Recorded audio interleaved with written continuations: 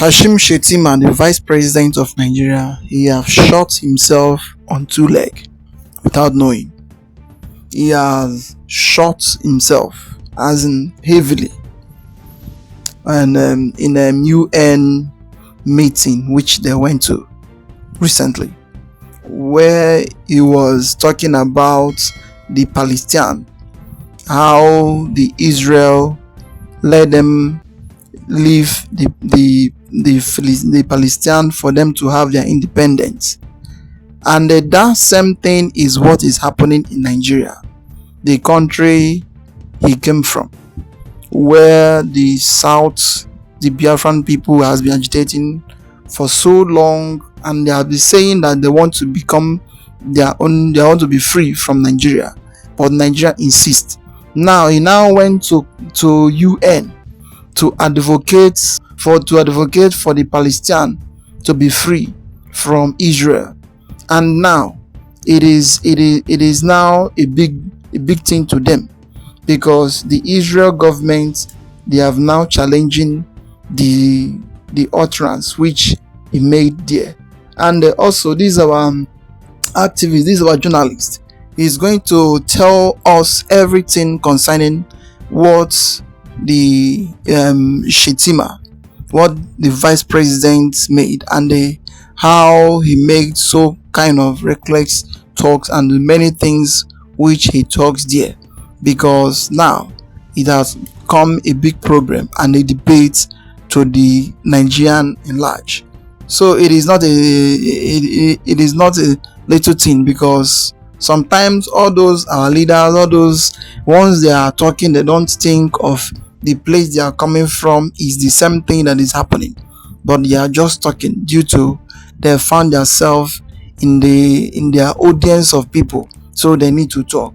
So as for now, I hope that what he is preaching for the UN, or what he's preaching to the world, he will also preach it in Nigeria, how the people, how the Biafran and how other people that is talking of freedom will be free, for not to still be holding them anymore. So as you're about to watch the video, I would like you to like, subscribe and share it to go around for everyone to see what is really happening in Nigeria and the things that is going on. And don't skip any parts, try to watch it to the end, because in this video he really talks a lot, and him himself, Kashim Shettima, really talk by himself. So don't go anywhere. Thank you. The UN General Summit or Assembly going on in the United States, the way Nigerians or Africans were treated is so embarrassing. This was the Vice President of Nigeria, Kashim Shettima, representing the President Bola Ahmed Tinubu at the UN General Meeting. And in this summit, he's addressing the UN.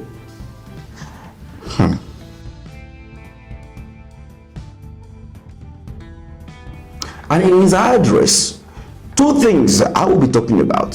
Three things. Number one, the Palestinian issue. Number two, the fact that there is nobody in that hall. Number three, the permanent seat at the Security Council. So, let's roll the video and get started.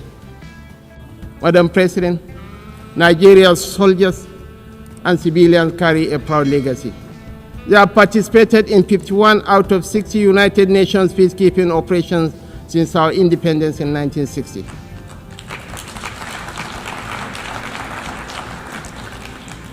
This is why we are not indifferent to the devastations of our neighbors near and distant.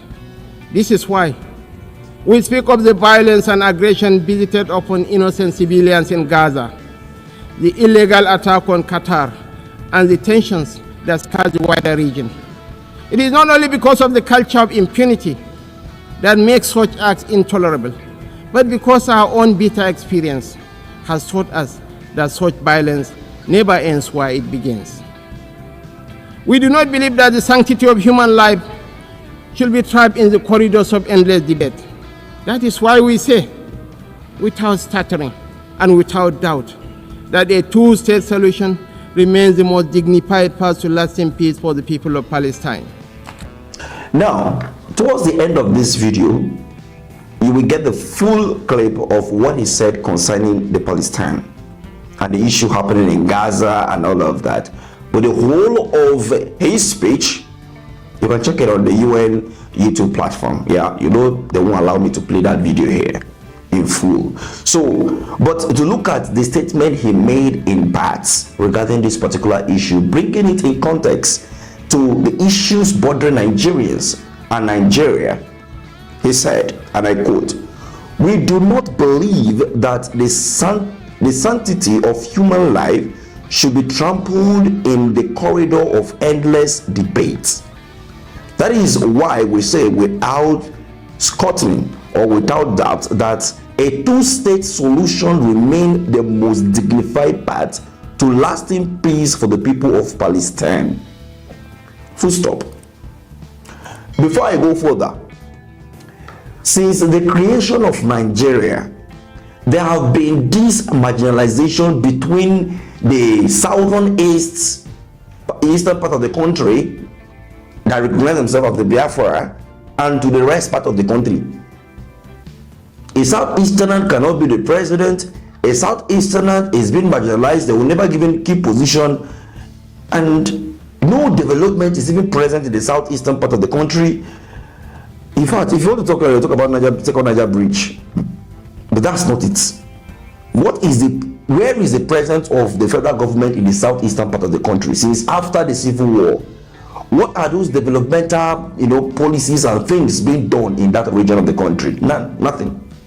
But we keep on militarizing the place because the people say they want to have their own country. If we are standing before the whole UN to say that there is crisis between Palestine and the Israeli, okay, fine. The only solution is to make sure that there is two states. Everybody get their own. You be on your own. You be on your own. So why can't we start charity from home? Let's start it from Nigeria here first. Yes. Let's continue reading before I give my whole opinion on this. For too long, this community has borne the weight of moral conflict. For too long, we have been caught in the crossfire of violence that offends the consciousness of humanity. We come not as partisans, but as peacemakers. We come as brothers and sisters of a shared world, a world that must have never reduced the right to live into the currency of diverse politics. The people of Palestine are not collateral damage in a civilized search for other. They are human beings equal in wealth, entitled to the same freedom and dignity that the rest of us taken for granted. Is it not the same thing you people are doing to the southeastern part of the country? The Igbos, is it not the same thing you people are doing to the Igbos? You neutralize the Igbo, the southeastern region. Every 2 kilometers, you see 1 kilometer, you see military force there, all in the name of there is insecurity and all of that. Whereas the north, where they are throwing bomb and what of, you won't see any military anything checkpoint there. Because I visit the north too frequently to know that. You don't need to tell me that. Don't need, even a blind man knows that the southeastern part is militarized. Okay. Are the Igbos now collateral damage? Let's make sense to us, to ourselves. Nigeria must be one. We agree. Let's give a level playing ground. Let everybody now participate in the national cake that Nigeria possesses. No. Then divide the country. Let everybody rest now. That is just the honest truth. You are here advocating for another country. You are here advocating for another region. You are here advocating for people far many kilometers away from you, but you fail to do the same thing in your own home states. Come back to Nigeria here. Let's talk about insecurity. They are throwing grenades here and there in the north. Go to Katsina, people cannot sleep with their 2 eyes closed. But you are here talking about the people there now collateral damage. Fighting security more than you fight for what do they call it? revenue article is saying recently. So I can't just get it. Why are you so much concerned of what is happening in Palestine? Yes, we should cry out, we should speak up when injustice is visiting our neighbors, but not when you also is doing the same thing at your own backyard. It doesn't make any sense. You're talking about injustice to one far away, but you are here doing the same thing to your brother next door to you. I would even call it brother, or your own son. Let me put it that way. Does that make any sense? No, you be the judge. So to the next one. Me, I hate disrespect. Yes, I hate it with all my life. Imagine the most populous black nation on earth. Do you know that Nigeria is Africa and Africa is Nigeria? Remember that Shetima said that. For the sake of equity, justice, and fairness, Africa should have a fairer representation in the UN Security Council. Naturally, when we talk of Africa, Nigeria is Africa and Africa is Nigeria. Oh yes, Nigeria is Africa, Africa is Nigeria. If Nigeria fail, Africa fail. If Africa fail, Nigeria fail. Simple. How can the president of Nigeria be giving speech to empty chairs? Embarrassing. But if it is other nations of the world, you will see the hall filled to the brim. Do you know why? They have something, they have a value to add. What is Nigeria giving out? Nothing. We go out there and all we keep on saying is how to, take loans, keep begging, speaking like beggars, no authority when we speak. Every time we talk like people that have nothing. But look at France. France own nothing. They have nothing, but they have one of the largest gold reserves in the world. And they harvest or harness all of this from Africa. Then you have an African president speaking, and then he's speaking to empty chairs. It is madness. I think we have to redefine and rethink and come to think of how we can develop ourselves, look inward. And first and foremost, we have to start from ending corruption, because it is because of corruption that all the nations of the world have now seen us finish. We pack our money, stock them over there in Europe, in Asia, and then you turn around to go and beg them. No, let's come to think about this. That's the reason why they don't take us seriously. We talk, our talk doesn't have weight, because we are just the headquarter of corruption, poverty, and everything. Imagine students that are supposed to be in class learning, they are busy sweeping the water out of their classroom because there is an opening. Can you imagine? So these are the issues. I was so pissed off when I watched that video, watching my vice president speaking to empty chairs. So embarrassing. And as much as I don't like Shetima government, I don't like that style of government, but he is the symbol of authority here. And me, I wouldn't sit and watch. In fact, look at Donald Trump. Donald Trump was addressing the UN, the teleprompter went off. And what did he say? He said, so this is all UN can give to me? You're giving me a spoiled teleprompter? He said, I came for the UN and all you could give to me is a broken elevator or escalator. Can you imagine? That was Donald Trump speaking. And you know how far that statement goes? But an African president or president from different African countries, they will stop them in a bus like children going to school, and all they will do is to open their teeth and be shining it before. We need to think. Yes, we need to think. We need to really look at ourselves in the mirror and do better. If not, we'll continue to be laughing stock. At number 3, Nigeria needs to have a permanent seat at the UN. I talked about it already in one of our previous videos, so I won't do much on that. Briefly, the UN will not permit that. Yes, they will not allow Nigeria to be at the permanent seat. Do you know why? See, in your country, they have bandits doing press conference. We have the Nigerian military carrying camera to video bandits.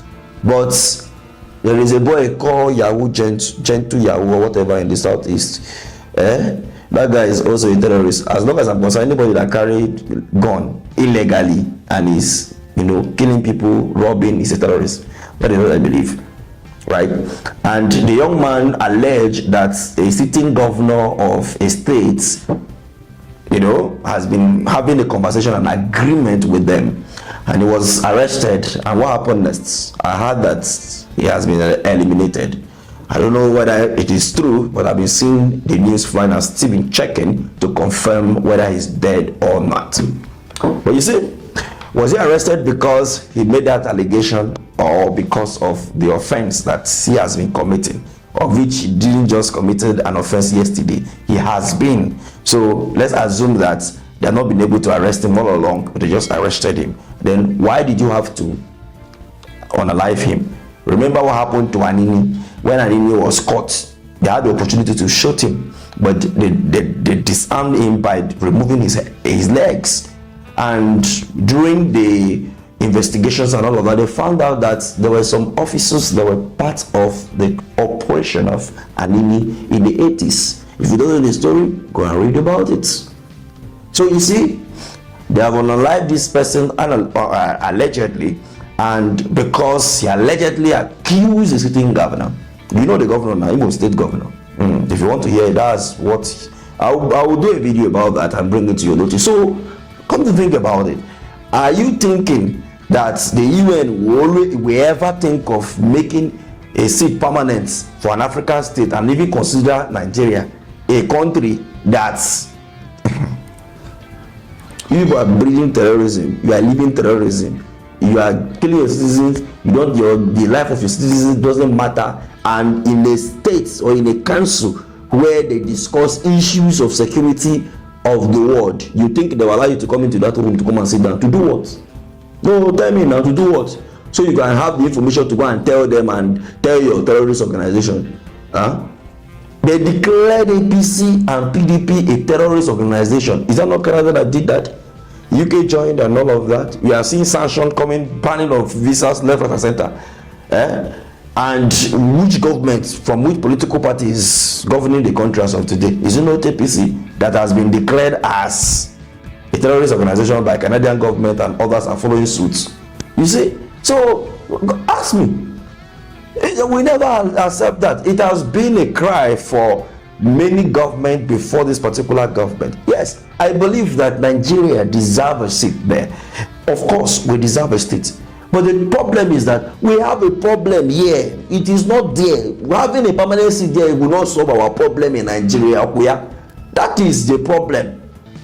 Having a permanent seat in the UN will not solve our problem here. Mr. President, have this to your brain. If you are not thinking, please, somebody should help you think.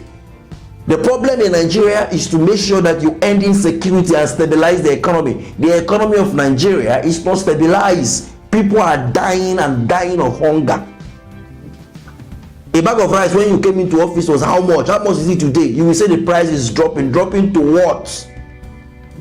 Until you bring it lower than you met it, you have done nothing, sir. Until security become better than you met it, you have done nothing, sir.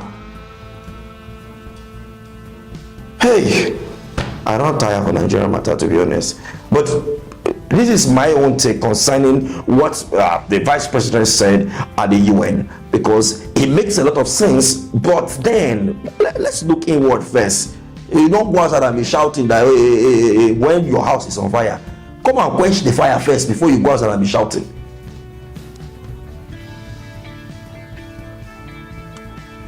Imagine somebody that doesn't have a roof to cover, as in he doesn't have a roof over his head.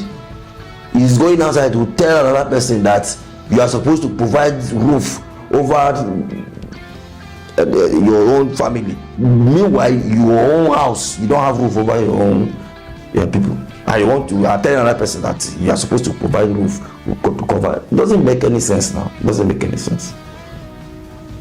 And this is not about what makes sense and what doesn't make sense. This is about doing the right thing.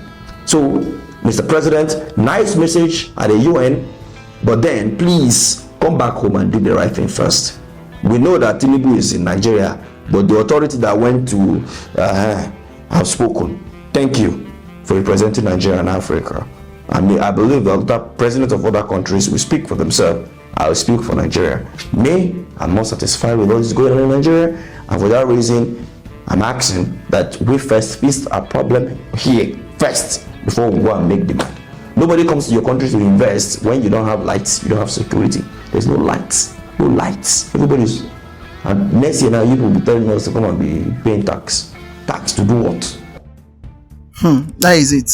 It is a very big shame that people will leave what is in their own house and go to another man's house to tell him, look at the way you need to lie down, look at the way you need to sit, but your own house is not in order. It's a very big shame.